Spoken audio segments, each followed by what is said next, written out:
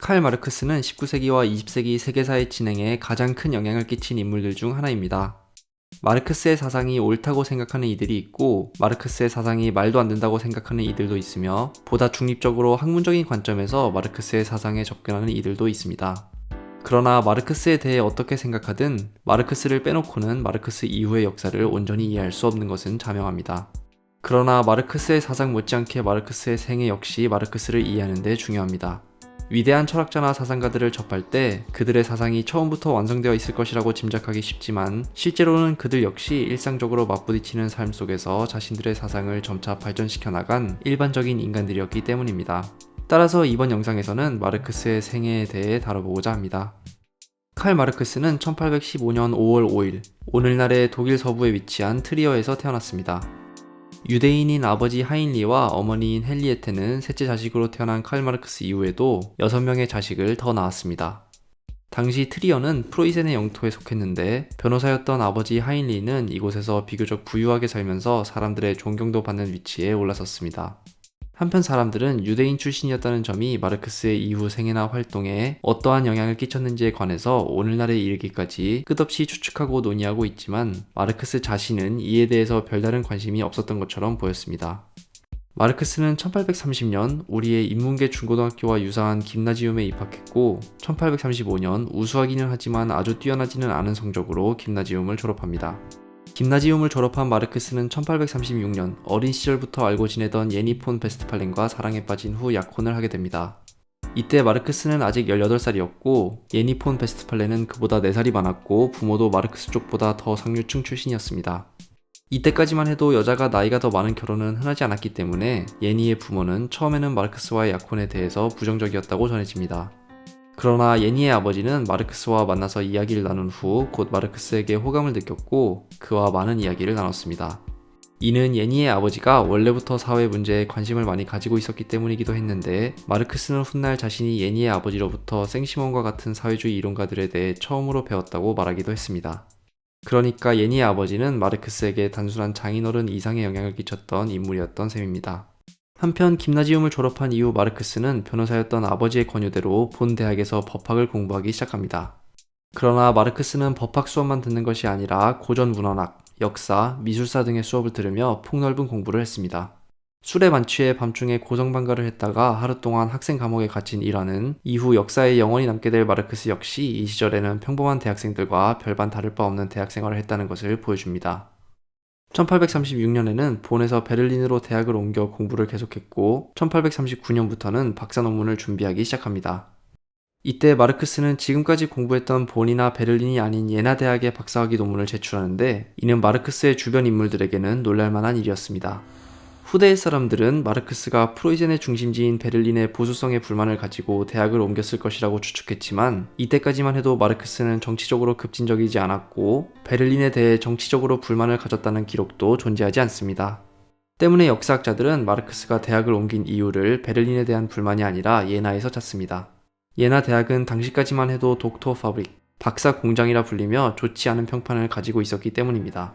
당시 예나 대학의 교수들은 학교로부터 보수를 제대로 받지 못해서 학생들로부터 최대한 돈을 벌어들이려고 노력했었고, 구두 시험도 없이 박사 논문을 통과시켜주기도 했습니다. 베를린 대학의 경우 박사학위를 받기 위해서 라틴어로 인쇄된 논문을 제출해야 했는데, 예나 대학은 손으로 쓴 독일어 논문도 통과시켜 주었습니다. 마르크스는 공부를 시작하며 어머니가 보내주었던 돈을 이미 모두 써버린 상태였는데, 이 때문에 최대한 빨리 졸업을 할 수 있는 곳을 찾아야 했습니다. 결과적으로 마르크스는 2년 후인 1841년에 논문을 제출하고 정식으로 박사가 됩니다. 이때 논문 심사를 맡았던 교수들의 평가서에는 마르크스의 논문이 명민함, 통찰력, 그리고 박식함을 보여준다고 쓰여 있는데, 역사학자들은 상황상 교수들 중 누구도 마르크스의 논문을 제대로 읽지는 않았을 것이라고 추정합니다.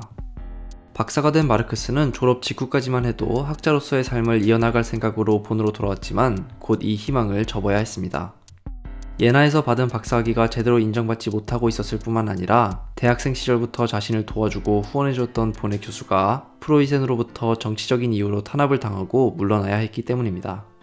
결국 마르크스는 당시 많은 박사들이 교수가 되지 못했을 경우 선택한 길을 자신 역시 선택하게 되는데, 이는 바로 언론인의 길이었습니다. 마르크스는 1841년 12월부터 자신에게 일자리를 제안한 라이니슈 사이퉁, 라인 신문사에 취직했습니다. 1842년 5월부터 본격적으로 기사를 쓰기 시작한 마르크스는 정부의 비판적인 글들을 실으며 승승장구했습니다.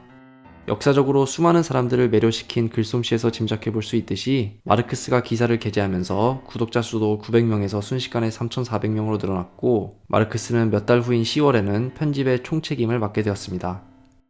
그러나 프로이센에 대해 계속해서 비판적인 글들을 쓰자 마르크스는 곧 관료들로부터 탄압을 받기 시작했고, 다음 해인 1843년 3월에는 공개적으로 작금의 검열 상황 때문에 편집부에서 물러난다는 글을 발표했습니다. 그리고 이런 공개적인 반발을 계기로 마르크스는 보다 많은 대중에게 본격적으로 알려지기 시작했습니다. 그러나 이때까지만 해도 마르크스의 정부 비판은 정부의 무능이나 비효율적인 일처리에 집중한 것이었고, 우리가 마르크스 하면 떠올리는 자본주의 자체에 대한 비판은 아직 찾아보기 힘들었습니다. 이는 당시까지 사회주의 움직임이 가장 활발하게 전개되었던 곳이 독일 지역이 아니라 프랑스 지역이었는데, 마르크스는 이제 막 프랑스에서 일어나고 있는 지적 움직임들을 접하고 있는 단계였기 때문이기도 했습니다. 그러니까 마르크스와 같은 사상가도 처음부터 하나의 완성된 사상을 가지고 시작한 것이 아니라 자신 주위의 지적 움직임과 끊임없이 대결을 하며 사상적 발전을 했던 것입니다. 한편 정부를 공개적으로 비판하고 신문사에서 나온 마르크스가 일자리를 찾을 수 있는 곳은 이제 외국밖에 없었습니다. 마르크스는 인맥을 총동원한 끝에 프랑스 파리로 거주지를 옮겼고, 이주를 하기 전 7년째 약혼관계였던 예니와 결혼식을 치릅니다. 1843년 10월 파리로 이사를 마친 마르크스는 곧 파리에서 수많은 작가, 예술가, 언론인, 학자들과 교류하기 시작합니다. 특히 프랑스 사회주의의 거두 프루동과의 만남은 이후 마르크스의 사상과 삶에 아주 큰 영향을 끼쳤습니다. 마르크스는 프루동을 비롯한 프랑스 사회주의자들을 계속 비판하면서 이들에게는 제대로 된 이론이 없으며 자신이야말로 정교한 이론을 갖춘 이론가라는 것을 끊임없이 강조했습니다. 애덤 스미스를 비롯한 고전 경제학자들에 대한 비판도 이 시기부터 본격적으로 시작되었습니다. 소외와 같이 공산주의에서 핵심이 될 개념들, 그리고 많은 이들에게 알려지게 될 Die Philosophen haben die Welt nur verschieden interpretiert. Es kommt darauf an, sie zu verändern. 철학자들은 지금까지 세계를 다양하게 해석해왔을 뿐이다. 중요한 것은 세계를 변화시키는 것이다 라는 구절들도 이 시기의 메모에서 처음으로 발견되는 것들입니다. 그러나 파리에서의 삶도 순탄하게 흘러가지는 않았습니다. 마르크스는 파리에서 출판되는 한 독일 언론사에서 일하기로 하고 파리에 온 것이었는데, 출판사는 약속했던 임금을 제대로 지급하지 않았을 뿐만 아니라 마르크스에게 신문을 직접 주고 이를 팔아서 체불된 임금을 보충하라고 한 것입니다. 당시 마르크스가 약속받았던 연봉은 500탈러였는데 이를 제대로 지급받지 못하자 마르크스는 전에 일했던 라인 신문사에 연락을 해서 돈을 부탁했습니다. 이때 라인 신문사의 직원과 주주들이 마르크스가 애초 새로운 언론사로부터 약속받았던 연봉의 2배인 1000탈러를 모아 전달해 준 것은 마르크스에 대한 이들의 신뢰를 잘 보여준다고 할 수 있습니다. 그러나 마르크스에게는 임금 지급 말고도 한 가지 어려움이 더 있었는데, 바로 프랑스 당국의 검열이었습니다. 이미 마르크스에 대한 소식을 접한 프랑스 정부가 처음부터 마르크스의 활동을 감시했던 것입니다. 게다가 파리의 프로이센 대사관도 마르크스가 도착한 후 곧바로 프랑스 정부에 마르크스의 위험성을 알렸습니다. 이런 상황에서 마르크스가 계속해서 프로이센 정부에 비판적인 글을 쓰면서 동시에 각종 시위들을 격려하는 글을 게재하자 프랑스와 프로이센은 마르크스를 프랑스에서 추방하는 데 합의합니다. 1845년 1월 11일에 두 정부는 추방을 결정했지만 마르크스의 거주지가 불분명했기 때문에 이를 정식으로 통보하는 데 시간이 걸렸습니다. 그러나 2주 후인 25일에 마르크스가 스스로 경찰에 모습을 드러냈고 8일 안에 프랑스를 떠나라는 통보를 받았습니다. 당시 마르크스 말고도 마르크스와 같이 일하던 몇몇 인물에 대한 추방령이 내려졌지만 실제로 끝까지 추방을 당했던 인물은 마르크스가 유일했습니다. 파리를 떠난 마르크스의 가족들은 브뤼셀로 거주지를 옮겼고, 마르크스는 더 이상의 위협으로부터 벗어나기 위해 고향 트리어에 연락해서 자신이 미국으로 이민을 떠날 것이며 프로이센 국적을 공식적으로 박탈해달라고 요청합니다. 이후 마르크스는 사망할 때까지 무국적자가 됩니다. 마르크스는 브뤼셀 시청에 정치 현안과 관련된 언론 활동을 하지 않을 것이라는 서약을 하고 비자를 발급받고 1845년에는 이후 죽을 때까지 동지가 될 프리드리 엥겔스와 함께 영국의 산업화 과정을 눈으로 직접 보기 위해 영국 여행을 떠나기도 합니다. 이제 마르크스의 메모와 글들에는 생산력 발전, 노동의 분업화와 같이 이후 공산주의 이론의 핵심이 될 개념들이 점점 체계적으로 등장하기 시작했습니다. 동시에 철학의 빈곤, 프루동의 빈곤의 철학에 대한 답변과 같은 글 제목에서도 알 수 있듯이 프랑스에서 교류한 사회주의자들에 대한 비판도 본격화되기 시작합니다. 이를 모국어인 독일어가 아닌 프랑스로 출판했다는 것은 사회주의 움직임이 활발했던 프랑스에서 자신을 사회주의 이론가로 내세우고자 했던 마르크스의 의도를 잘 보여준다고 할 수 있습니다. 그리고 실제로 이 시점부터 마르크스는 이론가로 급부상하기 시작해 영국을 비롯한 각종 지역의 노동자 단체들로부터 초청을 받기 시작합니다. 대학 생활을 마친 후 프로이센 정부의 무능력을 비판하는 데 집중했던 마르크스는 이제 어느덧 사회주의 이론가로 국제적인 명성을 갖게 되었습니다. 그리고 이제 마르크스는 젊은 시절 자신의 대표작 마니페스트 코무니스티션 파타이, 즉 공산당 선언을 발표합니다. 20여 쪽밖에 안 되는 짧은 글이었지만 이 글이 발표된 직후 마침 1848년 혁명이 시작되면서 이 글은 빠른 속도로 유럽 대부분 국가의 언어로 번역됩니다. Ein Gespenst geht in Europa, das Gespenst des Kommunismus. 하나의 유령이 유럽을 떠돌고 있다. 공산주의라는 유령이 라는 우리에게도 잘 알려진 강렬한 첫 문장으로 시작하는 이 글은 이후 공산주의의 경전이 되었습니다. 그러나 이런 명성과는 달리 마르크스와 가족들의 개인적 삶은 나아지지 않았습니다. 브뤼셀의 관청은 마르크스가 어디선가 대규모의 자금을 공급받았으며 이 자금을 무기 구매에 썼다는 혐의로 마르크스와 마르크스의 아내를 체포했고 다음 날에는 24시간 안에 브뤼셀을 떠날 것을 명령했습니다. 어느덧 30살이 다 된 마르크스는 다시 한번 망명 생활을 시작해야 했습니다.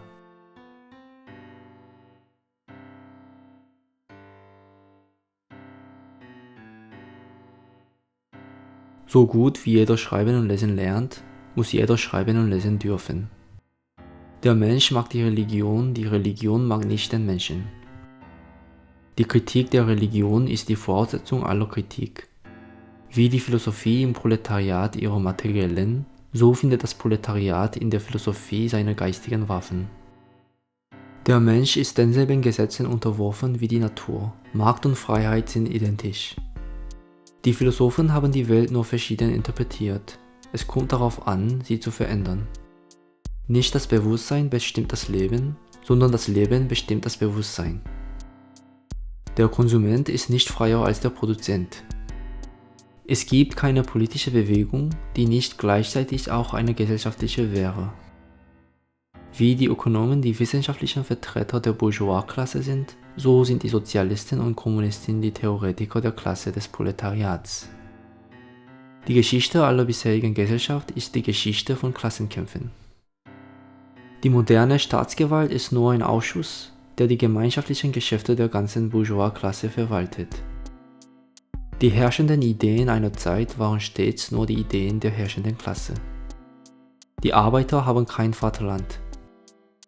Die Proletarier haben nichts in ihr zu verlieren als ihre Ketten. Sie haben eine Welt zu gewinnen. Proletarier aller Länder, vereinigt euch!